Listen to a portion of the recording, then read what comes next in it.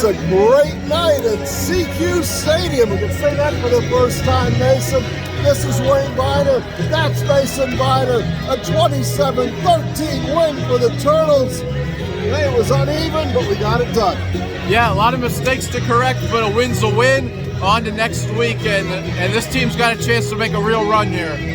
Yep. You got Purdue, you've got Indiana, you got winnable games.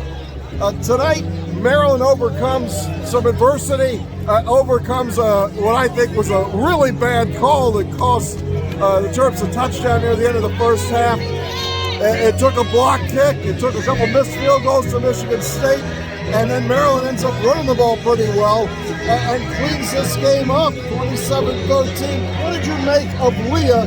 Obviously a little banged up tonight.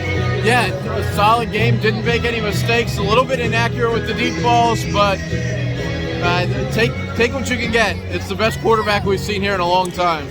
Defense got it done. They only gave up 13 points. They needed some help from Michigan State. I'm actually impressed. You look at a defense that has some holes in it, and yet I come away impressed by the way they hang with it. Yeah, they get some help from Michigan State with some miscues and bad kicking, really bad special teams from Michigan State. Kind of looked like Maryland from last year. And look, the ball gets to the 40, and they just take the air out of the ball. It's not the best defense, but they're getting the job done.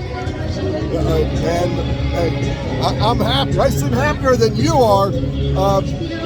I'm looking forward to having some winning football here, and this looks like winning football. We have a post-game press conference to get to. We'll catch up with you again after that. This is a Big Dog post-game show. Maryland wins. Hi, I'm Maryland wide receiver Rakim Jarrett. If you've been hurt in a car crash, people will tell you need a lawyer. But my mom says you need my lawyer, the Jackledge Law Group. At 855-BIG-DOG-1. Don't just get a lawyer. Get the lawyers. If you're hurt, listen to my mom and bite back with the big dogs. Out here on the deck of Gossett, I just listened to the Loxley press conference, talked to Littleton, you talked to Tarheeb still? Yeah.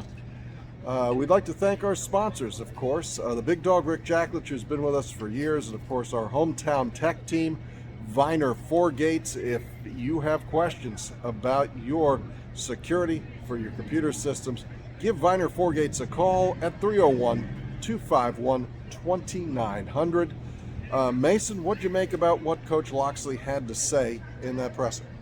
Yeah, really clean game from Maryland as far as what they can do, and obviously he's going to say the coach speak things, but I think they're really true for this team right now. Still got to clean it up. You know, you would like to see some of those adjustments that come in the second half, maybe come in the first half, and overall just a solid coaching job today to change what wasn't working and really make this win happen. It wasn't easy. They were hit with adversity, but they just played through it. One of the more impressive things to me is that the defensive rotation is actually starting to work out. And with that, I mean that if you watch the entire game, they're playing a lot of guys on the defensive front. Today, Quashawn Fuller wears number 5. It's a name Mason has to keep reminding me of. And Ty-Che Johnson wears number 40. Impactful. In fact, Ty-Che Johnson collapsed the entire offensive line and got the 1 sack of Peyton Thorne. The defense rotation doing it for you? Yeah, he sacks the guy with his back, just manhandles guys, ends up getting kind of barreled into the quarterback. Yeah, I think they are, and right now you're seeing what we haven't seen here at Maryland, where they have 10 guys that have played football in meaningful moments for this team, and week by week just changing who's going to play, adjustments, keeping guys fresh, and then other than Kite, Finau, Chime, and Vandarius Cowan, it's just like, who do I think matches up the best? And that's a good place to be when you have the roster that Maryland has. You can live through injury, you can rotate guys in and out, and you've seen an A, B, and C team play today. Yeah, yes, you did. It really throttled Michigan State in the second half. Loxley brought up the adjustments were made at halftime, and that's what Mason said. Maybe they should make those a little earlier.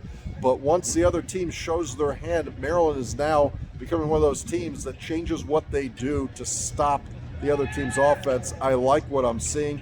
Purdue comes in next. Of course, we'll talk about that on the Young Terps podcast, Young Terps Reloaded. For those of you who just watched the postgame show, hey, remember to watch the podcast as well. It usually comes out This week will come out on Monday evening, and we'll be looking forward to Purdue. Look, Purdue went to Minnesota today, and unexpected to me, they beat the Gophers. What do you take really quickly as we wrap this up? Yeah, great defense from Purdue today. They only give up 10 points. Not really unlike Jeff Brom win today, 20-10, but hey, no Mo Ibrahim for Minnesota, and it showed big. Gophers kind of a one-trick pony right now. Alrighty, that'll do it for tonight. 27-13 win. I'm actually getting to become impressed here. I'm Wayne Viner. That's Mason Viner. And we will leave you with Maryland singing the fight song after the win. Good evening from College.